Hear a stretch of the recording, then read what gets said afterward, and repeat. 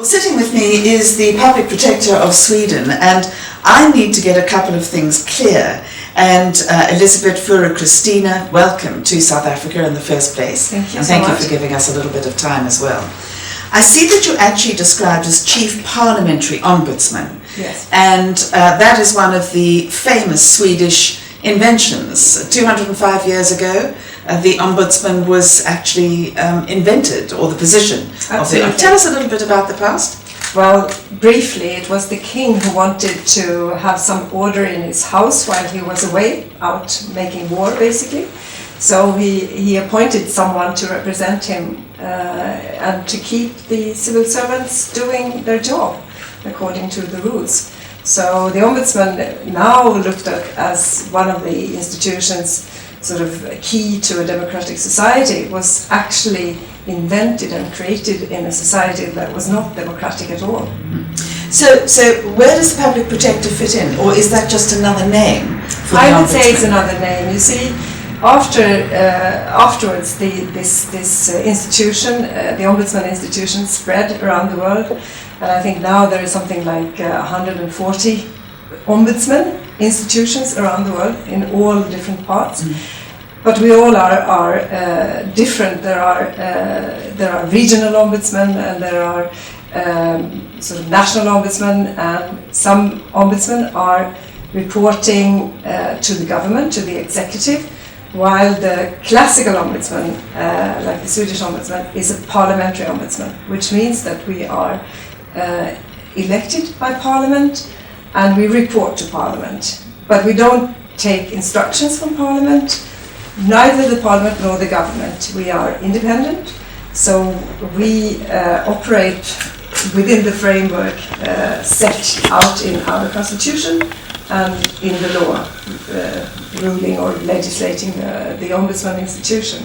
But it's true, it's a Swedish word even. Yes. And I was even asked about here in South Africa if it was gender neutral.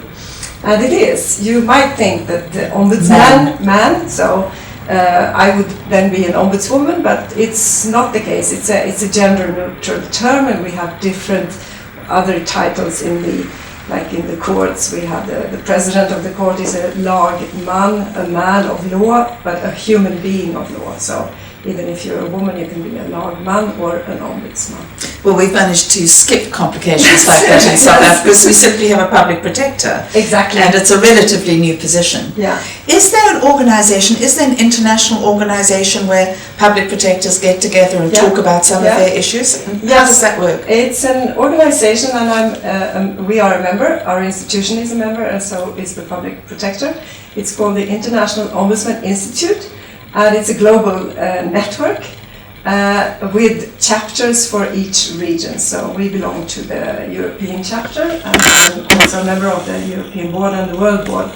And there are a set of conditions you have to fulfill in order to be allowed as a member or welcome as a member. And it's been an issue for this institution or this institute, this organization, to decide. On the one hand, you want to be inclusive, you want to have many members, but you don't want to dilute the institution or the conception of ombudsman. So there are some key conditions you have to fulfill. Such as? Such as you should be independent, and you should be connected to Parliament. I mean, some of us are elected directly by Parliament. Some are elected and then confirmed or appointed by the head of state or the prime minister.